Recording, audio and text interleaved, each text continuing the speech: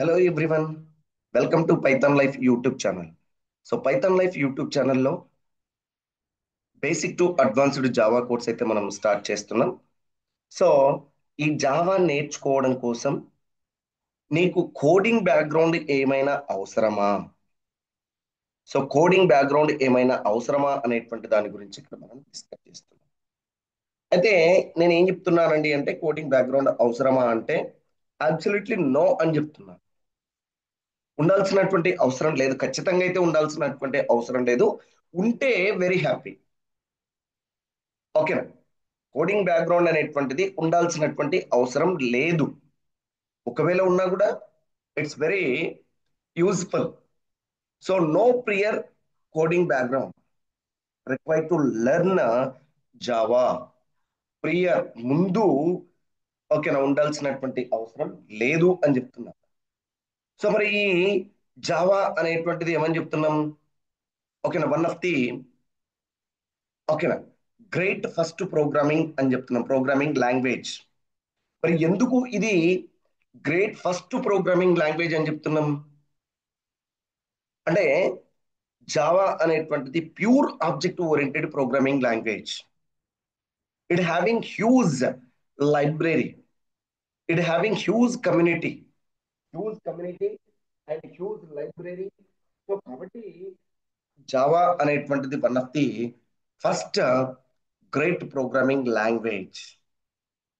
And it is well established programmers. ఓకేనా? In Java development లో ఎంతో మంది ఎంతో మంది programmers and very standard programming language అనేటువంటి దాన్ని ఓకేనా డెవలప్ చేసిండ్రు అని చెప్తున్నాం. సో మరి ఈ లాంగ్వేజ్ అనేటువంటిది నేర్చుకునేటప్పుడు నీకు దేని మీదైనా ఎక్స్పీరియన్స్ అనేటువంటిది ఉండాలా? ఏ లాంగ్వేజ్ కి సంబంధించినటువంటి ఇన్ఫర్మేషన్ నీ దగ్గర ఉంటే సరిపోతుంది అంటే ఇక్కడ సి ఆర్ C++ బ్యాక్గ్రౌండ్ అనేటువంటిది ఉంటే ఎనఫ్. ఒకవేళ లేకున్నా ఇక్కడ మనము ఏం చేస్తాం, జావా చెప్పేటప్పుడే ఓకేనా ఆ కోడింగ్ అనేటువంటి దాన్ని ఎట్లా ఇంప్లిమెంట్ చేయాలి అనేటువంటిది సి లాంగ్వేజ్ లో ఈ స్ట్రక్చర్ అనేటువంటిది ఎట్లా యూజ్ చేస్తాం, C++ లో ఎట్లా యూజ్ చేస్తున్నాం అండ్ జావాలో ఎట్లా యూజ్ చేస్తాం అనేటువంటిది ప్యారలల్ గా నేను డిస్కస్ చేయడం అనేటువంటిది జరుగుతుంది. ఒకవేళ నీకు జావా అనేటువంటిది నేర్చుకునేటప్పుడు నీవు ఇంకా ఏదైనా కోడింగ్ అనేటువంటిది నేర్చుకోవాలి అనుకున్నప్పుడు C++ అనేటువంటి దాన్ని ప్రిఫర్ చేస్తే సరిపోతుంది. ఎందుకండి అంటే ఇక్కడ జావా యొక్క సింటాక్స్ అనేటువంటిది సిమిలర్ టు ఓకేనా C++ అని చెప్తున్నాం. సో అండ్ వీటితో పాటు ఓకేనా నువ్వు ఇంకా ఏం చేయాలి? ఓకేనా ద మోస్ట్ ఇంపార్టెంట్ ఓకేనా క్వాలిటీస్ ఆర్ డెడికేషన్. నీవు ఏ ప్రోగ్రామింగ్ లాంగ్వేజ్ అన్నా నేర్చుకో, అది పాపులర్ అన్న కావచ్చు, ఒకవేళ నార్మల్ ప్రోగ్రామింగ్ అన్న కావచ్చు, ఎనీథింగ్ ఎనీథింగ్. సో నేర్చుకునేటప్పుడు డెడికేషన్ అనేటువంటిది ఇంపార్టెంట్. అంటే దట్ మీన్స్ ఓకేనా చెప్పినటువంటి కాన్సెప్ట్ ను ఎప్పటికప్పుడు నేర్చుకోవడం, దాని మీద కొంత ఇన్ఫర్మేషన్ ను గ్యాదర్ చేయడం, ఇక్కడ మేము ఇచ్చినటువంటి దానికి ఇంకా సమ్ అడిషనల్ ఇన్ఫర్మేషన్ ను యాడ్ చేయడం. సో వీటి మీద నీ ఫోకసింగ్ అనేటువంటిది ఉండాలి. Focus on logic first. ఒక సింపుల్ ఒక ప్రోగ్రామ్ అనేటువంటిది అంటే ఒక ప్రాబ్లం అనేటువంటిది ఇచ్చిన నేను ఫర్ ఎగ్జాంపుల్ ఏమని చెప్తున్నా, అడిషన్ ఆఫ్ టూ నెంబర్స్. మరి అడిషన్ ఆఫ్ టూ నెంబర్స్ అన్నప్పుడు నువ్వు ఏం చేస్తావు? ఇక్కడ ఒక సింపుల్ గా ఒక వేరియబుల్ ఏ అనేటువంటి దాన్ని డిక్లేర్ చేసుకుంటాం. అది ఏ అనేటువంటిది it may be any type of A. ఓకేనా, ఇంటూ ఏ అనేటువంటిది కావచ్చు. ఓకేనా, into A equals to some value. And నీకు ఒక అడిషన్ ఆఫ్ టూ నెంబర్స్. మరి టూ నెంబర్స్ నేను యాడ్ చేయాలి అనుకున్నప్పుడు ఏం కావాలి? ఆ నెంబర్స్ అనేటువంటిది కావాలి. మరి ఆ నెంబర్స్ నేను ఏమని చెప్తున్నా, int A equals to 10 and int b equals to ఏం చెప్తున్నా ఇక్కడ 20 అని చెప్తున్నా. మరి ఈ రెండింటిని నువ్వు ఏం చేయాలి? యాడ్ చేయాలి. యాడ్ చేయాలంటే యాడ్ చేసిన తర్వాత ఏం చేస్తుంది? ఒక రిజల్ట్ వస్తుంది. ఆ రిజల్ట్ ను ఎక్కడ స్టోర్ చేయాలి? ఇంకొక థర్డ్ వేరియబుల్లో స్టోర్ చేయాలి. That is equal to C equal to ఏమని చెప్తున్నాం? ఓకేనా, A+B అని చెప్తున్నాం. C equals to A+B. ఇట్లా నువ్వు ఒక చిన్న చిన్నగా అంటే నీకు ఫస్ట్ ఇక్కడ కోడింగ్ అనేటువంటి దాన్ని డెవలప్ చేయాలి అనుకున్నప్పుడు నీకు దగ్గర ఏముండాలి అంటే దేన్ని అయితే నువ్వు డెవలప్ చేయాలనుకుంటున్నావో ఆ ప్రాబ్లం అనేటువంటిది నీకు ప్రాపర్ గా అర్థం కావాలి అర్థం అయిన తర్వాతనే నువ్వేం చేస్తావు ఆ కాన్సెప్ట్ ను ఇంప్లిమెంటేషన్ అనేటువంటిది స్టార్ట్ చేస్తావు. అంతేగాని ఇక్కడ కోడింగ్ అంటే ఏదో పెద్దగా ఉంటది అండ్ అది మన వల్ల అవుతుందా కాదా అని చెప్పేసి చాలా మంది బ్యాక్ స్టెప్ అనేటువంటిది తీసుకుంటూ ఉంటారు. అవసరం లేదు. ఓకేనా? అంత భయపడవలసినటువంటి అవసరం లేదు. మనకు ఉన్నటువంటి సోర్స్ బేస్ చేసుకొని you can write any code and you can test the code and you can implement the code and you can deploy the code అని చెప్తున్నాం. ఓకేనా? సో ఓకేనా, ఫోకస్ అన్న ఓకేనా logic first and practice. Practice అనేటువంటిది main important thing ఇక్కడ. 80% నువ్వు practice చేయాలి. మేము ఇక్కడ 100% కాదు చెప్పాల్సినటువంటిది. మేము చెప్పిన దాన్ని నువ్వు 80% ప్రాక్టీస్ చేయాలి అండ్ రిమైనింగ్ ఓకేనా నీకు ఆటోమేటిక్గా వచ్చేస్తుంది. ఇంకంతే, నువ్వు 80% ఒక ప్రాబ్లం మీద నువ్వు ఓకేనా ఫోకస్ చేసినావు అంటే అండ్ ఆ ఎక్స్పీరియన్స్ తోటి రిమైనింగ్ అనేటువంటిది నీకు ఈజీగా ఓకేనా అర్థమవుతుంది. అండ్ విల్లింగ్నెస్ టు లెర్న్ నీ లోపల ఉండాలి. ఆ విల్లింగ్నెస్ అనేటువంటిది ఉండాలి. ఓకేనా? సో ఇక్కడ ప్రోగ్రామింగ్ అనేటువంటిది నేర్చుకోవాలి, లాజిక్ కాన్సెప్ట్స్ నేర్చుకోవాలి అనేటువంటి విల్లింగ్నెస్ నీ లోపల ఉండాలి. ఓకేనా? అండ్ నెక్స్ట్, ఒకవేళ if you are a complete beginner ఓకేనా, మరి నీవు దేని మీద కాన్సన్ట్రేట్ చేయాలి? దేని మీద కాన్సన్ట్రేట్ చేయాలి అంటే you need to concentrate on core programming fundamentals. అంటే that means logic and problem solving. ఇందాక నేను ఇక్కడ చెప్పినాగా అడిషన్ ఆఫ్ టూ నెంబర్స్ అనేటువంటిది ఒక ప్రాబ్లం. ఆ ప్రాబ్లమ్ ను డెవలప్ చేయడం కోసం నీకు ఏం కావాలి అనేటువంటిది నీవు ఐడెంటిఫై చేసుకోవాలి నీకు నీవే. Very simple thing. అక్కడ నువ్వు ఏదో పెద్దగా లాజిక్ అవసరం లేదు. ఓకేనా? సో ఇట్లా నువ్వు కోడ్ అనేటువంటిది చిన్న చిన్నగా డెవలప్ చేసుకుంటూ పోవాలి. అంతేగాని మనము ఓకేనా చూస్తూ ఉంటాం ఏంటి అంటే ఏదైనా ఒక ప్రోగ్రామ్ అనేటువంటిది ఓపెన్ చేస్తే దాంట్లో ఒక 50 to 100 లైన్స్ ఆఫ్ కోడ్ అనేటువంటిది ఉంటుంది. ఆ 50 to 60 100 లైన్స్ ఆఫ్ కోడ్ అనేటువంటిది ఒకేసారి మనము డెవలప్ చేయమండి.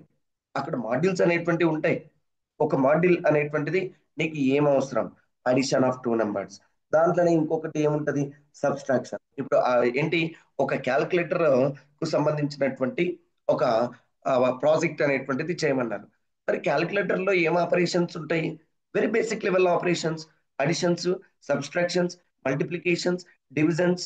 సో ఇవి ఇక్కడ నువ్వు ఏం చేస్తావు? ఒక మెథడ్ తీసుకుంటావు, అడిషన్ పెట్టేస్తావు, దాంట్లో 4 లైన్స్ కోడ్ అనేటువంటిది రాస్తావు. ఇంకో మెథడ్ తీసుకుంటావు, ఓకేనా సబ్స్ట్రాక్షన్ అని చెప్తావు, దాంట్లో ఒక లైన్. వీటన్నిటిని ఇంటిగ్రేట్ చేస్తే నీకు ఏమైతుంది? ఒక 50 లైన్స్ ఆఫ్ కోడ్ నీకు తెలియకుండానే నీకు వచ్చేసి ఉంటది. సో నీవు కోడింగ్ అనేటువంటి దానికోసం నువ్వు భయపడాల్సినటువంటి అవసరం లేదు. నీ ప్రాబ్లం అనేటువంటిది అర్థమైతే చాలు. అండ్ దాంతో పాటు ఇంకా నువ్వు దేని మీద ఇక్కడ కాన్సన్ట్రేట్ చేయాలి అండి అంటే ఓకేనా ఒక వేరియబుల్ అనేటువంటిది ఏంటి, ఆ వేరియబుల్ ను ఎట్లా డిక్లేర్ చేసుకోవాలి అండ్ డేటా టైప్స్ అంటే ఏంటి, ఆ డేటా టైప్స్ మనకి ఎట్లా యూజ్ అవుతాయి అనేటువంటి దాని మీద నేను ఫోకస్ చేయాలి.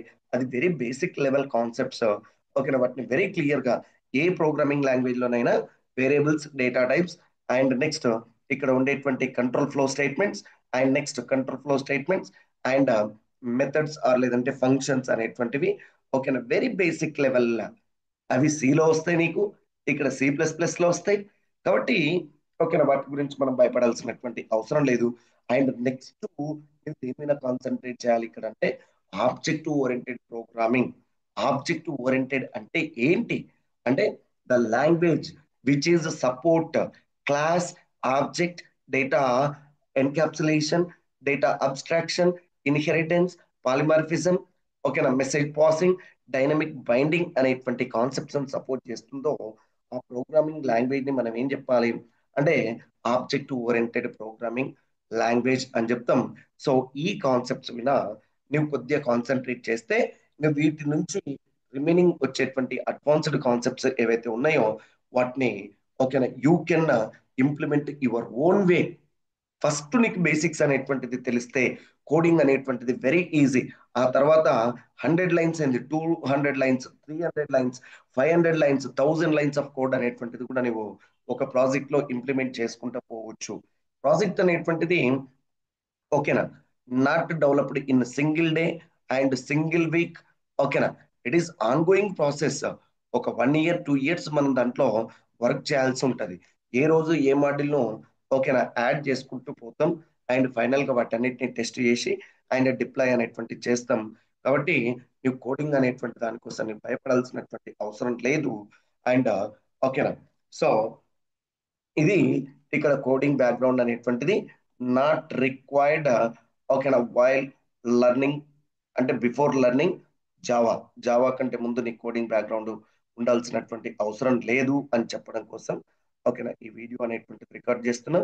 అండ్ మరి ఇక్కడ మనం స్టార్ట్ చేస్తున్నటువంటి కోర్స్ ఓకేనా ఏమని చెప్తున్నాం, basic to advanced Java programming అనేటువంటిది కోర్స్. అండ్ ఈ కోర్స్ కి సంబంధించినటువంటి ఓకేనా వెబ్సైట్ అనేటువంటిది pythonlife.in/java ప్రోగ్రామింగ్ తెలుగు.html అనేటువంటి వెబ్సైట్ లో నీకు అవైలబుల్ గా ఉంది. సో ఇక్కడ ఏంటండి అంటే ఫస్ట్ నీవు చూడాల్సింది మనం సిలబస్ అనేటువంటిది ఏం కవర్ చేస్తున్నాం. ఇక్కడ ఫీజు ఎంత అనేటువంటిది కాదు, మనకు 2 months time, not 30 days, not 45 days, 2 months టైంలో ఎంత కోర్సును మనము కవర్ చేస్తున్నాం అండ్ ఎంత రియలిస్టిక్ గా మనం డిస్కస్ చేస్తున్నాం అనేటువంటి దాని గురించి ఇక్కడ ఒక్కొక్క చాప్టర్ ను మీరు ఓపెన్ చేసి చూడండి. ఓకేనా, మళ్ళీ దీంట్లో ఇంటర్నల్ గా ఎన్ని టాపిక్స్ ఉన్నాయి, హియర్ ఎన్ని టాపిక్స్ ఉన్నాయి అనేటువంటిది మీరు తరువుగా అబ్జర్వ్ చేసిన తర్వాతనే కోర్సులో జాయిన్ కాండి. ఓకేనా, here we are offering huge syllabus. Okay, so utilise this one and I wish you all the best. Thank you.